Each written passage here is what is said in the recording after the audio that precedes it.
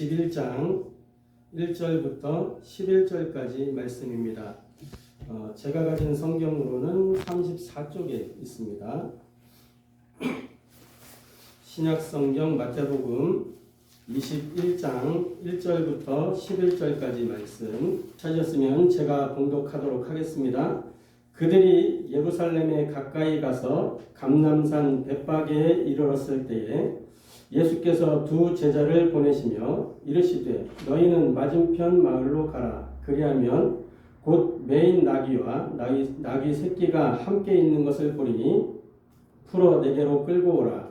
만일 누가 무슨 말을 하거든 주가 쓰시겠다 하라. 그리하면 즉시 보내리라 하시니 이는 선지자를 통하여 하신 말씀을 이루려 하심이라. 일러스되 시온 딸에게 이르기를 네 왕이 네게 임하나니 그는 겸손하여 나귀 곧 멍에 매는 짐승의 새끼를 탔도다 하라 하였느니라.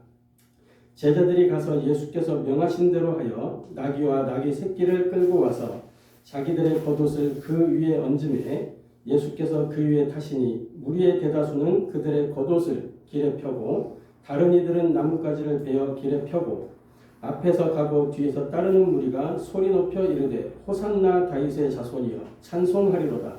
주의 이름으로 오시는 이여 가장 높은 곳에서 호산나 하더라. 예수께서 예루살렘에 들어가시니 온 성이 소동하여 이르되 이는 누구냐 하거늘 무리가 이르되 갈릴리 나사렛에서 나온 선지자 예수라 하니라. 이는 살아계신 하나님의 말씀입니다. 아멘.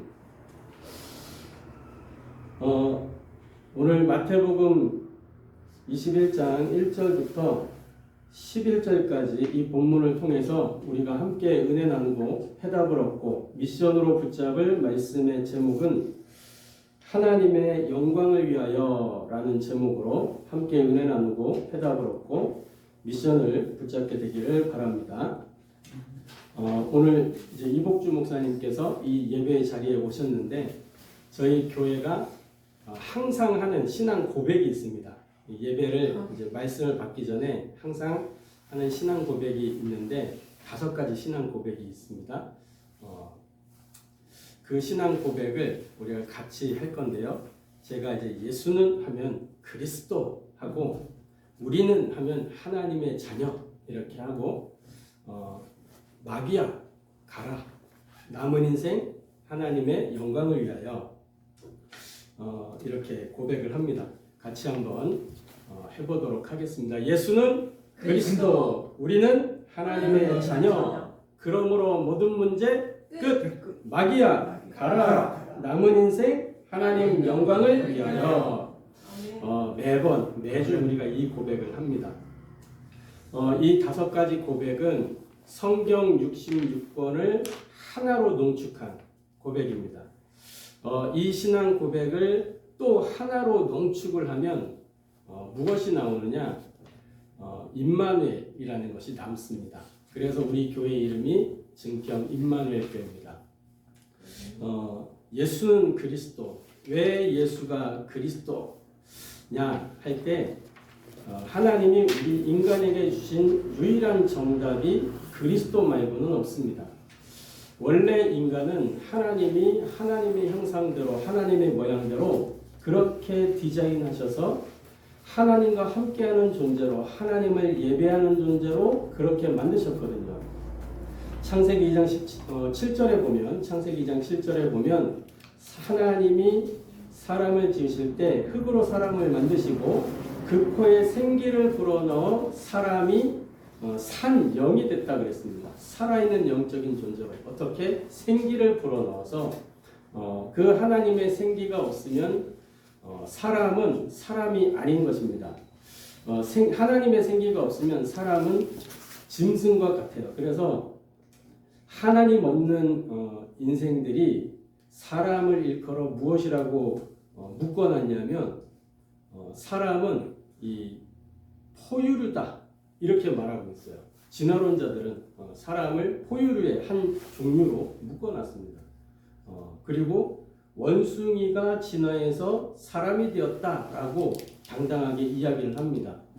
검증된 바가 없어요. 물론 창조론도 검증된 바는 없습니다. 그래서 진화론, 창조론 이렇게 이야기를 하는데 하나님의 말씀은 분명하게 말씀합니다. 하나님이 말씀으로 세상을 만드셨고 하나님이 사람을 자기 형상대로 만드셨다고 말씀합니다. 그 하나님의 형상대로 만들어진 인간에게 하나님은 무엇을 하길 원하셨느냐? 하나님을 예배하고 하나님을 찬양하고 하나님과 교제하기를 원하셨어요. 그래서 말씀을 주셨습니다. 창세기 2장 17절에 보면 하나님이 그들에게 명령하여 이르시되 라고 되어 있어요. 그냥 말씀하여 이르시되가 아니고 명령하여 이르시되. 영어로 보면 그 명령하여라는 단어가 commanded라는 단어를 씁니다. 이 commanded라는 단어는 군사적인 용어예요. 상급자가 하급자에게 명령할 때 그 명령은 반드시 복종을 전제로 합니다. 그래서 우리는 기계적인 복종을 하는 게 아니고 하나님이 자유의지를 주셔서 자유적으로 순종할 수 있도록 만드셨거든요. 그 자유의지를 가지고 하나님의 말씀에 순종하여 하나님의 말씀을 지키며 살도록 그렇게 만드셨어요. 그게 하나님의 영광이 되는 거예요. 그런데 눈에 안 보이는 마귀에게 속아서 범죄하여 하나님과 단절되면서 인간에게 모든 저주, 재앙, 고통이 다가오게 된 것입니다. 근데 이 문제를 해결할 방법이 인간에게는 없기 때문에 하나님이 하나님의 방법을 사용하셔서 인생의 문제를 해결하시기로 하셨거든요. 그 하나님의 방법이 바로 그리스도인 것입니다. 그래서 우리는 예수는 그리스도라고 말하는 거예요. 그 그리스도가 내게 임하는 순간 우리는 하나님의 자녀가 됩니다. 잃어버렸던 하나님의 형상을 회복하게 된 것이고 성령께서 그 순간 내 안에 내주하셔서 우리의 삶을 인도하시고 우리가 기도할 때 예수 그리스도 이름 부르며 기도할 때 응답하시고 그 예수 그리스도 이름을 가지고 흑암 세력을 꺾으면 꺾이도록 권세를 주신 거예요. 그래서 신분과 권세를 회복해가지고 하나님의 자녀로. 그래서 우리는 하나님의 자녀. 하나님의 자녀가 됐다는 말은 무엇이냐? 모든 문제가 끝났다는 겁니다. 과거 문제, 현재 문제, 미래 문제 다 끝난 거예요. 과거 문제 어떤 문제냐? 우리가 해결할 수 없는 죄의 문제. 살인을 했다, 강도를 했다 이런 거는 죄가 아니에요. 무엇이 죄냐? 하나님의 말씀에 불순종하여 하나님과 분리된 이 상태, 이게 죄인 것입니다. 죄라는 단어를 히브리어 원문에서 보면은 하말티아라는 단어를 씁니다. 이 하말티아라는 단어는 해석을 해보면 뭐냐면 관역이 있어요. 활을 쏩니다. 활을 쏘면 관역에 가서 맞아야 되죠. 그런데 이 화살이 관역을 벗어난 그걸 보고 하말티아라고 합니다. 즉 있어야 될 자리를 벗어나는 그것이 죄인 거예요. 자기 위치를 벗어나는 그것이 죄라는 겁니다. 하나님의 말씀에 순종하면서 살아야 될 인생이 자기 생각대로 자기 뜻대로 자기 의지대로 하나님의 말씀을 떠나서 하는 것, 자기 힘으로 살겠다고 하는 것, 그것이 죄인 것입니다. 그래서 이 과거 문제를 예수님께서 십자가에서 못 박혀 피 흘려 죽으심으로 말미암아 그 피의 능력으로 이 죄의 문제가 해결되는 거예요. 그래서 원죄가 해결됐을 뿐만 아니라 그 죄로 말미암아 파생되어 나오는 에베소서 2장 1절에 보면 허물과 죄로 죽었던 너희를 살리셨도다 그랬거든요. 허물은 뭐고 죄는 뭐냐? 죄는 그 하나님 떠난 죄. 허물은 뭐냐? 그 죄로 말미암아 오는 하나님 떠난 상태. 거기에서 나오는 삶의 모든 것이 허물이에요. 뱀이 허물을 벗잖아요. 그 허물이 딱 벗어져 있으면 순간 놀래는 뱀인 줄 알고 뱀 모양하고 비슷하니까 그게 사람들은 죄라고 이야기를 하는 거예요. 그 허물을 보고. 실제 죄는 그 허물이 아니라 허물의 실체가 되는 뱀, 그게 죄잖아요. 그죠? 죄라고 볼 수 있는 거죠. 그래서 이 죄의 문제, 그리고 현재 문제 뭐냐? 지금도 우리의 생각과 마음과 감정과 환경과 삶을 파고들어 속이는 사탄의 문제, 이게 현재 문제인데 이 현재 문제를 예수님께서 십자가에서 죽으셔서 못 박혀 피 흘려 죽으시고 3일 만에 어떻게 하셨어요? 살아나셨거든요. 부활하셨어요. 이 부활로 말미암아 마귀의 일을 멸하신 것입니다. 그래서 현재 문제 해결이라는 거예요. 그래서 이 사실을 우리가 믿고 예수 그리스도 이름 부르면 흑암 세력이 꺾이는 것입니다. 미래 문제, 하나님 떠난 인생은 인생의 루트가 정해져 있어요. 마귀 심부름하다가 마귀 따라 지옥에 가는 것입니다. 그런데 하나님께서 이 그리스도라는 방법을 통해서 이 그리스도가 하신 그 일을 믿을 때에 예수님을 그리스도로 알고 믿어 영접하면 하나님 자녀가 되게 하시고 이 운명적 저주, 재앙, 고통 여기에서 완전히 우리를 건져내신 것입니다. 그래서 미래 문제 해결이에요. 과거, 현재, 미래. 그래서 모든 문제 끝. 그러면 뭐예요? 이제 남은 인생 뭐 하면 사는 것이냐? 마귀와의 영적 싸움에서 승리하면서 하나님의 영광을 위하여 사는 것입니다.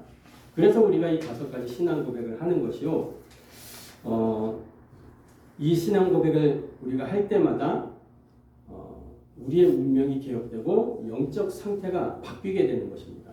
그래서 날마다 영적 상태를 바꾸는 저와 여러분 되기를 주님의 이름으로 축복합니다. 자, 먼저 서론의 말씀을 보면 인생을 어떤 이들은 이렇게 얘기해요. 열심히 살아내야 된다. 또 어떤 사람은 아니다. 즐기면 되는 것이다. 이렇게 이야기를 합니다. 뭐 둘 다 세상의 입장에서 세상의 관점에서 보면 맞는 이야기죠. 오늘 특별히 추수감사 주일인데 이 추수감사절 여기에는 배경이 이제 미국 땅을 배경으로 하고 있어요. 청교도들이 이제 영국에서 핍박을 피해 가지고 신대륙으로 넘어와서 거기에서 처음 이제 하나님을 예배하고 처음 이제 농사를 지어서 그것에 대한 감사. 그게 이제 땡스 기빙 데이거든요. 추수감사주일. 선교사들이 우리나라에 와서 선교를 하면서 그 추수감사주일이 전달이 된 것입니다. 그런데 이것을 성경적으로 보면 어디에서 근거를 찾을 수 있냐면 수장절에서 찾아볼 수가 있습니다. 수장절에서. 이 수장절은 단순히 곡식을 거둔 그 감사가 아니에요. 수장절에는 깊은 영적인 의미가 있습니다. 수장절 이전에 중요한 절기들이 있죠. 그게 유월절, 오순절. 그래서 성경에 중요한 절기 3가지가 유월절, 오순절, 수장절입니다. 유월절은 뭐냐? 애굽에서 빠져나왔어요. 뭘로? 양의 피를 문설주에 발라서 재앙이 그 집을 넘어가면서 유월했다는 재앙이 넘어갔다. 유월했다는 겁니다. 그래서 유월절이에요. 구원에 대한 감사. 그게 유월절입니다. 오순절은 뭐예요? 출애굽한 백성이 50일 만에 첫 곡식을 거두었어요. 그래서 거기에 대한 감사를 드린 겁니다. 이 오순절은 다른 이름으로 77절이라고 해요. 77이 49. 그래가지고 50일. 그 기간 동안 이제 보리를 심어서 첫 보리를 거둔 거예요. 그래서 다른 이름으로 이제 또 그 맥추절이라고도 하고 초실절이라고도 하고 첫 열매를 거두어서 드렸다. 이렇게 해서 초실절이라고 합니다. 그 뒤에 나오는 게 이제 수장절이 가나안 땅 들어가서 이제 딱 곡식 농사를 지어서 거두어서 창고에 드리는 그 감사를 드린 겁니다. 그런데 하나님이 농사 그거 감사하는 그게 아니잖아요. 그 의미는 뭐냐면 하나님이 이들을 완전히 책임지신다는 거예요. 천국 배경을 가지고 가나안 땅은 천국을 상징하는 거거든요. 그래서 이 천국의 삶 그것을 이야기하는 것입니다. 수장절. 오늘 그 수장절 의미를 생각하시면서 하나님의 은혜가 회복되길 바랍니다. 그래서 살아내지 말고 살아가는 인생을 우리가 살아야 되겠습니다. 수장절만 지키는 게 아니고 우리는 날마다 세절기를 지키는 삶이에요. 날마다. 애굽에 속해 있으면 치열하게 살아내야 돼요. 애굽이라는 것은 세상이요 마귀의 나라를 뜻하는 겁니다. 그 마귀 밑에 있으면 마귀 심부름하면서 치열하게 살아야 되거든요. 이스라엘 백성들이 하나님의 백성이요 하나님을 예배하는 그런 백성들인데 애굽 땅에서 바로를 위하여 피라미드를 만들고 이게 성들을 건축하면서 그렇게 살았단 말이에요. 성경에 보면 바로를 위하여라고 되어 있습니다. 바로를 위하여. 얼마나 힘들게 살았냐. 점점 이스라엘 이 백성들이 막 늘어나고 하니까 이들이 성장하지 못하도록 이 백성들이 늘어나지 못하도록 막 먹을 것도 풍족하게 안 주고 막 성 짓는 그 피라미드 짓는 그 일에만 동원을 시킨 거란 말이에요. 얼마나 치열하게 살아남으려고 해야 되겠어요? 애굽에 속해 있으면 그렇게 돼야 된단 말이에요. 살아내야 되는 삶. 이 세상의 삶은 살아내야 되는 삶이에요. 그런데 하나님 나라의 삶은 살아가는 삶입니다. 하나님께서 출애굽을 했으면 어떻게 해야 되죠? 언약궤를 따라 성막 중심으로 살면 되는 거예요. 그냥 언약궤 따라 살면 되는 거예요. 언약궤가 움직인다, 성막이 움직인다 그러면 그 뒤로 그냥 쫄쫄쫄쫄 따라가면 되는 겁니다. 이스라엘 백성들이 광야에서 어떻게 살았냐면 성막이 펼쳐지면 그 성막 주변으로 자기 장막을 딱 피는 거예요. 성막이 접힌다 그러면 장막 같이 접어가지고 같이 따라가는 거예요. 그래서 말씀이 가면 같이 가고 말씀이 서면 같이 서고 이게 하나님 나라의 삶의 원리입니다. 저와 여러분이 이러한 삶을 살기를 주님의 이름으로 축복합니다. 이게 바로 창세기 1장에 나타난 그 인생이에요. 하나님의 말씀을 붙잡고 그 말씀 따라 사는 삶. 그래서 저와 여러분이 어려움 당할 때마다 말씀 안에서 갱신하면 참된 응답과 복을 누리게 되는 것입니다. 히브리서 13장에 보면 11장에 보면 믿음의 증인들에 관한 이야기들이 나와요. 믿음으로 선진들이 증거를 얻었다 이렇게 말씀하고 있거든요. 그 믿음으로라는 표현은 무조건 믿습니다 한 게 아니에요. 선진들이 믿었던 건 뭐냐면 하나님의 말씀을 약속으로 붙잡고 그 말씀을 믿고 따라간 거예요. 그래서 저와 여러분이 말씀을 믿는 믿음으로 승리하게 되기를 주님의 이름으로 축복합니다. 자, 오늘 우리가 읽었던 본문에 보면 예수님께서 이제 이스라엘의 왕으로서 나타나시게 되는 장면이에요. 영적으로는 이스라엘 왕으로 호산나 다윗의 자손이여 사람들이 부르게 되는 그런 장면인데 얼마나 이 장면을 떠올려 보면 조금 볼품없어 보이는 나귀 새끼를 타고 그죠? 그런 장면인데 여기에서 보면은 이런 대목이 있습니다. 1절부터 이렇게 쭉 보면은 예루살렘에 가까이 가서 감람산 벳박에 이르렀을 때 예수께서 두 제자를 보내시며 이르시되 너희는 맞은편 마을로 가라. 그리하면 곧 외인 나귀와 나귀 새끼가 함께 있는 것을 보리니 풀어 내게로 끌고 오라. 생각을 한번 해보세요. 나귀가 메어져 있어요. 그런데 그 나귀를 제자들을 보내서 끌고 오라는 거예요. 상식적으로 안 맞아요. 근데 끌고 오라는 겁니다.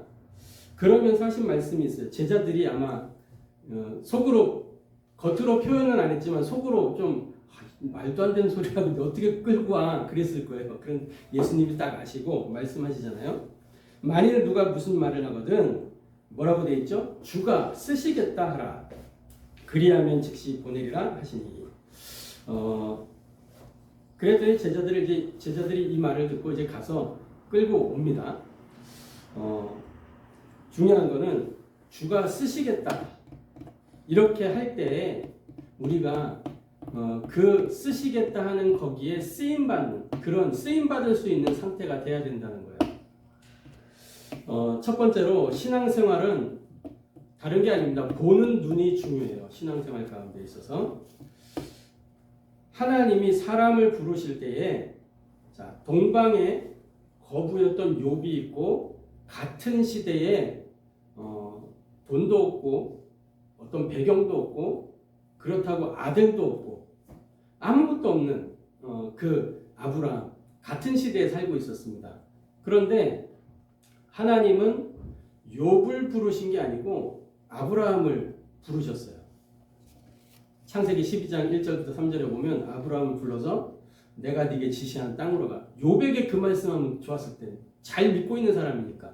그런데 생판 완전 불신자예요. 이 아브라함은 완전 불신자. 그것도 어떤 집이냐면 갈대아 우르 거기에서 그 아버지가 뭐 하는 사람이냐? 우상 만들어서 파는 사람. 그러니까 우상 숭배하는 집안이고 우상 장사하는 집안이에요. 거기에 이제 아들을 불러낸 겁니다. 그래가지고 내가 네게 지시하는 땅으로 가라. 중요한 약속을 욥에게 주지 않고 이 아브라함에게 준 거예요. 그러면서 이제 아브라함을 통해서 이스라엘의 역사를 펼쳐 가시죠. 욥을 통해서 이스라엘의 역사가 펼쳐진 게 아니었습니다.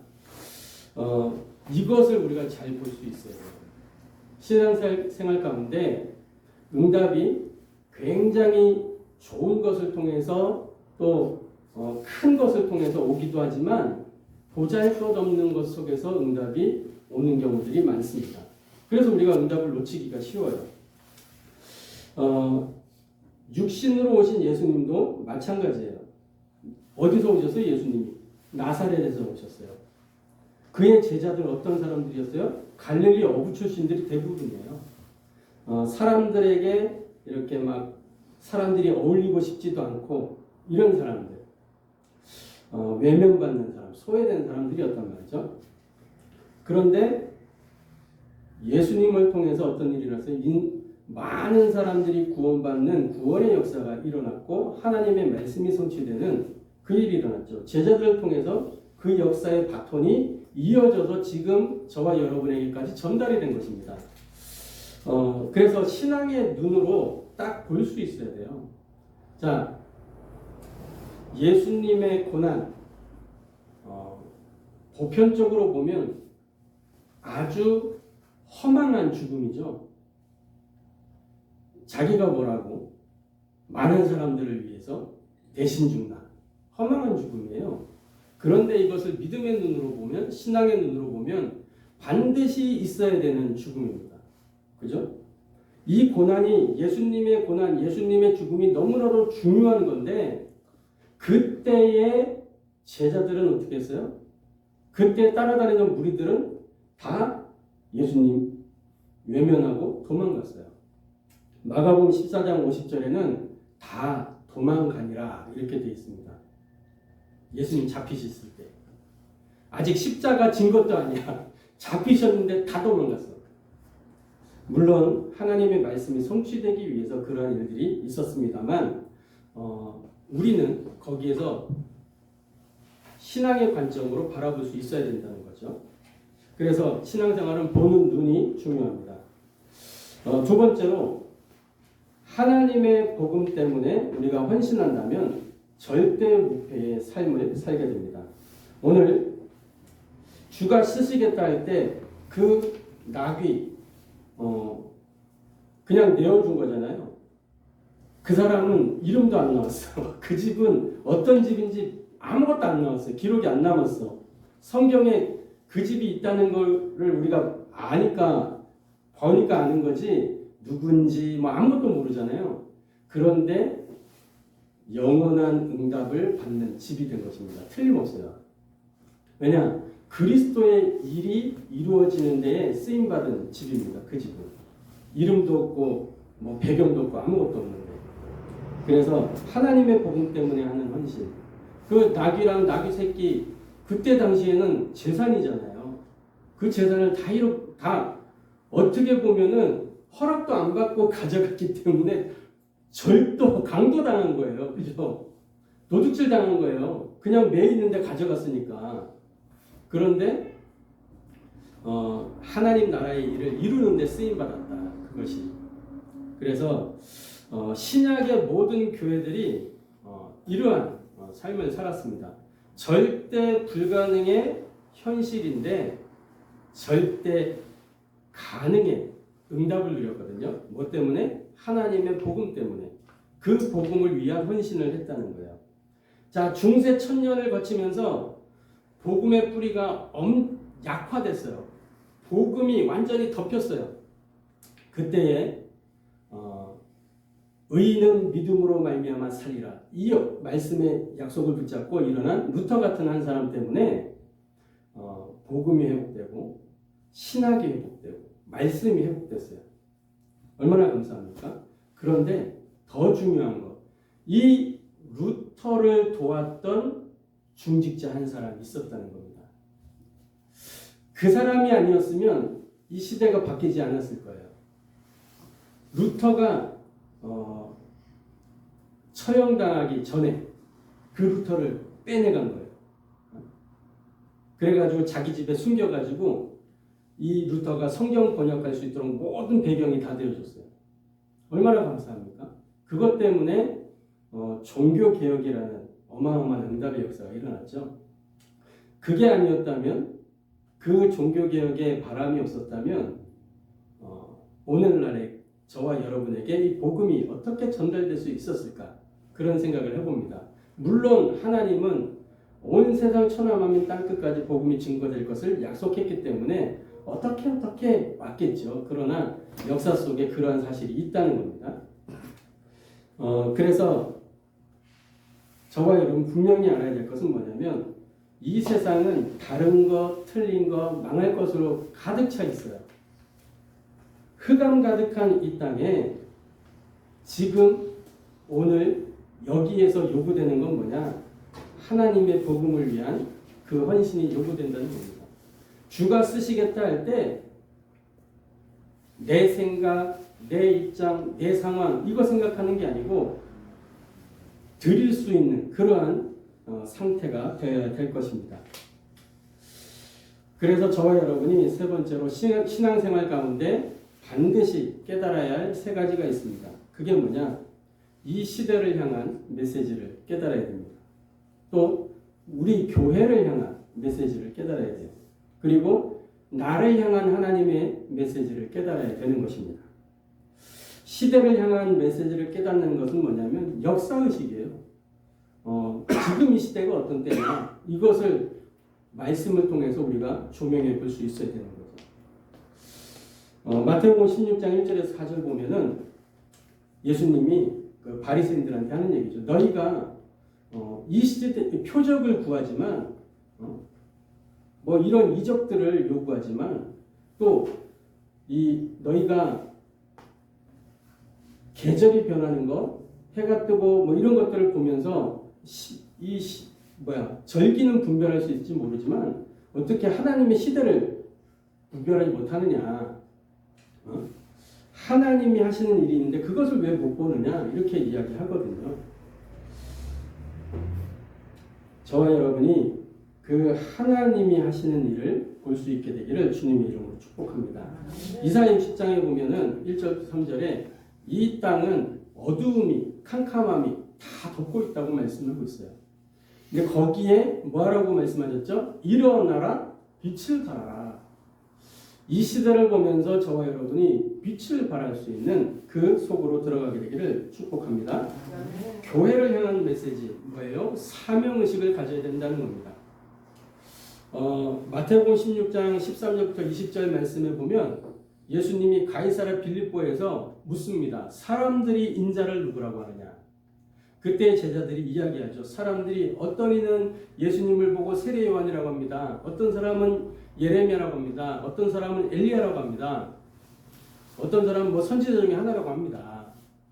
근데 이 생각들이 사실은 누구의 생각이냐? 그 제자들의 생각이었어요. 자기들이 갖고 있는 예수님에 대한 생각을 이야기한 겁니다. 그랬더니 예수님이 그러면 너희는 나를 누구라고 하냐? 아무도 대답을 못해요. 그죠? 그때 베드로가 대답을 합니다. 주는 그리스도시요 살아계신 하나님의 아들이십니다. 베드로가 알고 있는지 모르고 있는지 모르겠어요. 근데 성경 속에 나타난 베드로의 어떤 성향을 봤을 때 모르고 그냥 내뱉은 것 같아. 베드로는 조금 충동적인 성격이 있거든요. 그러니까 자기 느껴지는 대로 그냥 이야기한 거예요. 그랬는데 그 고백 하나를 듣고 예수님이 베드로에게 모든 복을 다 주십니다. 너는 베드로라 내가 이 반석 위에 내 교회를 세우니 음부의 권세가 너를 이기지 못할 것이고 내가 천국 열쇠를 네게 주겠다. 이렇게 말씀하고 있습니다. 중요한 건 뭐냐면 교회가 복음을 말하지 않고 세례 요한처럼 엘리야처럼 예레미야처럼 선지자 중에 하나처럼 그렇게 되어지고 있다면 하나님과는 안 맞다는 거예요. 교회에서는 무엇이 전달되어야 하느냐? 하나님의 복음이 전달되어야 해요. 예수가 그리스도라는 이 복음이 확실하게 선명하게 뚜렷하게 전달되어야 되는 것입니다. 그래서 우리 증평 임마누엘 교회가 이 복음을 전하는 교회로 그냥 복음 아니고 하나님의 복음, 이 복음으로 오직이 되는 그 교회가 되겠다고 결단을 하고 하나님께 기도하다가 응답을 받은 거예요. 하나님은 그러한 교회를 원하고 계십니다. 하나님의 복음을 증거하는 교회. 물론 구제도 해야 되고 봉사도 해야 되고 필요한 일입니다. 근데 그것 가지고는 하나님 나라의 일을 열어갈 수가 없어요. 구제 가지고 하나님 일이 되어지는 게 아니에요. 구제, 교회보다 더 구제 잘하는 사람들이 많아요. 봉사, 교회보다 더 잘하는 사람들 많아요. 교회는 어둠에 묶인 흑암에 갇힌 이들을 그리스도의 이름으로 건져내는 그 하나님 나라의 일을 해야 되는 것입니다. 교회를 향한 메시지, 성경의 복음을 회복하고 성경의 기도를 회복하고 성경의 전도를 회복해서 하나님 나라의 일을 이루어가는 그것이 교회를 향한 메시지인 것입니다. 그 교회 속에 있는 나에게 하나님 무엇을 원하시냐? 그걸 보고 이제 소명의식이라고 하죠. 하나님 여러분들에게 무엇을 원하시냐? 하나님과 함께 하기를 원하시는 거예요. 다른 게 아닙니다. 나랑 함께, 나하고 같이 살자. 이걸 원하시는 거예요. 그래서 문제와 사건과 위기 속에 문제를 만났을 때 보통 사람들은 어떻게 하죠? 자기 경험으로 그거 해결해 보려고 열심히 뭔가를 합니다. 그런데 그걸 가지고 되어지는 게 아니에요. 문제 왔을 때 어떻게 되냐? 다른 게 아닙니다. 하나님이 우리에게 주신 정답, 예수는 그리스도, 그 확실한 약속을 붙잡고 그 이름 가지고 기도 속으로 들어가는 거예요. 문제에 대한 답은 뭐예요? 그리스도입니다. 다른 게 아니에요. 100만 가지 문제가 있어도 답은 하나, 오직 그리스도입니다. 그래서 저와 여러분이 복음으로 오직이 되기를 주님의 이름으로 축복합니다. 갈등이 왔을 때, 어떤 사건이 생겼을 때 어떻게 해야 되느냐? 다른 게 아닙니다. 사건이 내게 일어나거나 갈등이 오면 보통 사람들은 이 사건이 일어나게 된 원인이 뭔가 그거 진단하고 그리고 갈등이 왔을 때 사람 탓하고 어떤 환경 탓하고 그럽니다. 근데 그게 아니고 하나님이 우리에게 원하시는 것은 하나님의 시간 속으로 들어가기를 원하시는 거예요. 하나님의 시간 속으로. 하나님의 시간 속으로 어떻게 들어갑니까? 기도의 깊은 곳으로 들어가는 거예요. 그걸 보고 갱신이라고 합니다. 우리는 갱신이라면 오해를 하는 게 많아요. 갱신은 나를 바꾸는 게 아닙니다. 우리는 나를 바꿀 수 있는 힘이 없고 능력이 없어요. 바꾼다고 몸부림을 쳐도 그게 작심삼일 오래 못 가요. 사람은 뭐 이런 말이 있잖아요. 사람은 고쳐서 쓰는 게 아니야. 안 바뀐다는 거죠. 근데 사람 고치는 분이 있습니다. 누가 고치냐? 하나님만 고칠 수 있는 거예요. 그래서 우리는 하나님의 시간 속으로 들어가야 되는 것입니다. 갈등이 생겼을 때 기도의 깊은 곳으로 들어가는 그걸 보고 갱신이라고 하는 거예요. 내 삶을 바꾸는 게 갱신이 아니에요. 그리고 위기를 만났을 때 이스라엘 백성들은 위기 앞에서 어떻게 됐죠? 하나님의 능력을 체험하는 기회가 됐어요. 저와 여러분에게 위기가 왔다. 그 위기 때 당황하지 않고 감사할 수 있어야 됩니다. 아, 하나님이 내게 역사하시겠구나. 하나님이 내게 응답하시겠구나. 이러한 사실을 알고 감사 속으로 들어가는 저와 여러분 되기를 주님 이름으로 축복합니다. 자, 결론적으로 저와 여러분 하나님의 영광을 위하여 인생을 하나님께 맡기는 주가 쓰시겠다 할 때 드릴 수 있는 그러한 전도자의 삶을 살게 되기를 주님의 이름으로 축복합니다. 그래서 문제 만나면 당황하지 말고 하나님의 답을 찾으시길 바랍니다. 그게 6월절의 축복이에요. 갈등이 올 때 흔들리지 말고 정확한 언약 붙잡고 정확한 시작을 하시길 바랍니다. 그게 오순절의 축복이에요. 자, 위기 앞에서 무너지지 말고 임마누엘 누리면서 기다리고 하나님의 때에 도전하면 되는 것입니다. 그걸 보고 수장절이라고 합니다. 세절기의 축복이 날마다 누려지게 되기를 주님의 이름으로 축복합니다. 기도하겠습니다. 하나님께 감사를 드립니다. 하나님의 영광을 위하여 사는 인생을 주시고 열심을 내어 인생을 살아내는 것이 아니라 하나님의 인도 따라 말씀 따라 살아가는 인생이 되도록 축복하여 주옵소서. 하나님의 영광을 위하여 인생을 하나님께 맡기는 전도자의 삶을 살기를 원합니다.